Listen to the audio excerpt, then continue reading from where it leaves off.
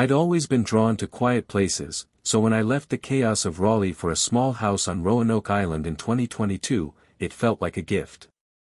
The pines, the marsh, the still waters of the Sound, it was a world apart. I took a job as a park guide at Fort Raleigh, reciting the tale of the lost settlers to tourists. Over 100 souls vanished, leaving only Croton carved into a tree. The mystery intrigued me, its shadow lingering in the salty air. But last summer, that shadow grew darker. It was late July, the air thick with heat and humidity. I'd stayed past closing to lock up the visitor center, the sun bleeding orange over the horizon. The woods were silent, save for the hum of crickets and the whine of mosquitoes. I was halfway down the trail to my truck when a sound stopped me cold, a voice, faint and childlike, drifting from the trees. "Mama," it called, soft but piercing. My pulse quickened. The park had been empty since 6 p.m. No kids, no stragglers. "Hello," I shouted, fumbling for the flashlight on my belt.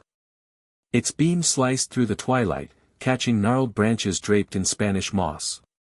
No response, just the voice again, closer now. "Mama." My instincts screamed to leave, but what if someone was hurt? I stepped off the path, pine needles crunching underfoot, and followed the sound. The voice pulled me deeper, past the fort's crumbling earthworks, into the dense heart of the woods. It grew louder, more desperate. "Mama, where are you?" And I quickened my pace, thorns snagging my sleeves. Then I saw her, a girl, maybe 10, standing by a twisted oak, her gray dress damp and clinging, as if she'd waded through the sound. Her back was to me, her hair matted and dark. "Hey!" I called, relief washing over me. "Are you okay?" She turned, and my breath caught. Her face was wrong, deathly pale, with eyes like twin voids, black and bottomless. A smile curled her lips, small and sharp, and the air turned heavy, like a storm about to break. "Stay," she whispered, her voice slicing through the silence. I stumbled back, my flashlight sweeping the ground. Beneath the oak, bones glinted, small, brittle, unmistakably human, yellowed with age. My stomach churned. I ran, branches clawing at my arms, the flashlight beam jerking wildly. Her voice chased me, "Stay, stay." Shrill and echoing, as if the woods themselves were calling. I didn't stop until I reached my truck, slamming the door and speeding away, hands trembling on the wheel. I called my boss, then the police, words tumbling out about a girl and bones. The next day, they searched. No trace of her, just a scattering of ancient bones by the oak, later dated to the 1500s by archaeologists. Settlers, they said, or maybe natives. No one mentioned the voice. "Heatstroke," the sheriff muttered, clapping my shoulder. "Or this place playing tricks." I quit the job and fled back to Raleigh. But the quiet follows me. Every night, through the thin walls of my apartment, I hear that whisper, "Stay," soft and relentless. Last week, I found a single pine needle on my floor, damp and fresh, though I live miles from any forest. I don't walk alone anymore.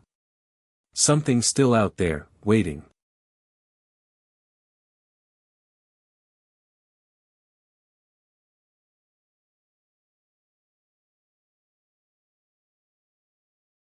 I've driven trucks across the country for years, but nothing beats the solitude of Highway 50 in Nevada, America's loneliest road.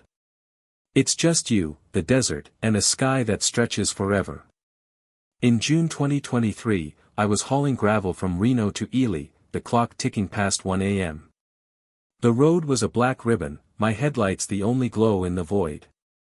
I was sipping lukewarm coffee, the radio hissing static, when I saw him, a figure on the shoulder, thumb raised, caught in my high beams. He was young, maybe 20s, lean in a faded denim jacket. Hitchhikers weren't uncommon, but out here, at this hour. My skin prickled. I slowed the rig, dust swirling in the beams, and leaned out the window. "Where you headed?" I called. He didn't answer, just shuffled closer, head bowed. His boots caught my eye, cracked, ancient, like relics from another time.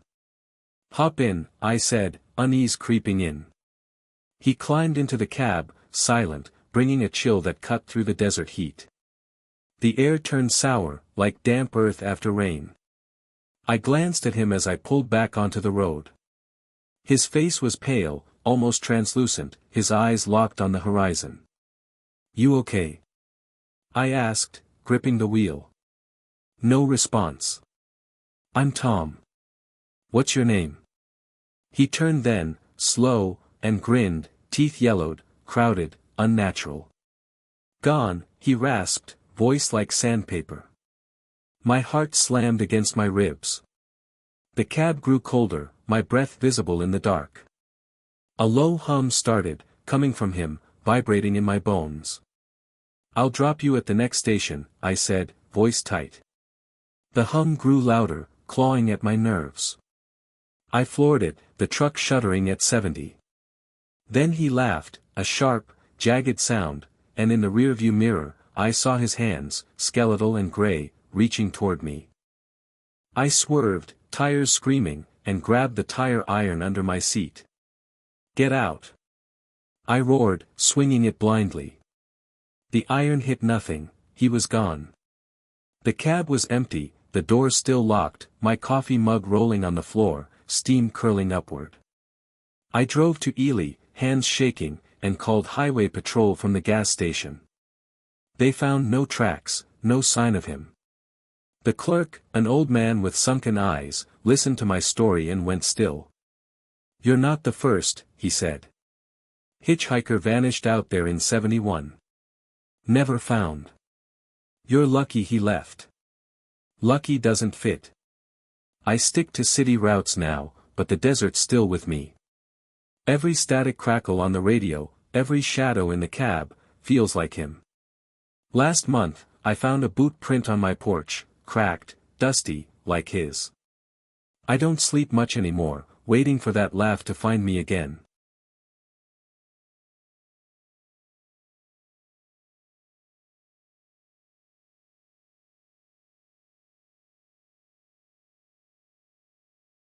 Centralia was a ghost town, and I craved its silence.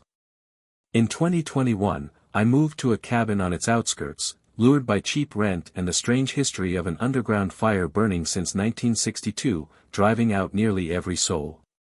I worked remotely, coding for a tech firm, and took late-night walks to escape my screen. The cracked streets, the sulphurous haze, the faint hiss of steam vents, it was haunting but calm. Until one freezing March night. It was 11:30 p.m., the air sharp enough to bite through my hoodie. My sneakers scraped the asphalt as I passed the old factory, its brick walls crumbling, windows like empty eyes. A sound stopped me, a loud, metallic clang from inside, echoing in the dark. The factory had been abandoned for decades. "Just the wind," I muttered, but my pulse disagreed. Then it came again, clang, clang, deliberate, like someone striking a pipe. I flicked on my phone's flashlight, its beam trembling across the broken windows. "Anyone there?" I called, voice swallowed by the night. Silence answered, then footsteps, heavy and fast, from the factory door. I froze as a figure emerged, a man, broad and hulking, in a tattered miner's coat, his face smeared with coal dust. He gripped a pickaxe, its tip glinting red in my light. "You shouldn't be here," he growled, his voice thick with smoke. My legs wouldn't move. He stepped closer, the axe dragging, scraping sparks on the concrete. I bolted, phone slipping in my sweaty grip, the street blurring as sulfur stung my eyes. His footsteps pounded behind me, thud-thud, metal screeching, his grunts low and furious. The smoke thickened, choking, like the earth itself was hunting me. I reached my cabin, locked the door, and clutched a bat, peering through the window. Nothing, just curling steam in the dark. State police arrived at 1 a.m., their lights piercing the haze. They found no man, no tracks, the smoke erased everything. But near the factory, they dug up a rusted pickaxe, half melted, buried in the dirt.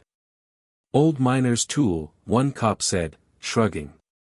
"Or the fire messing with your head. You're lucky you ran."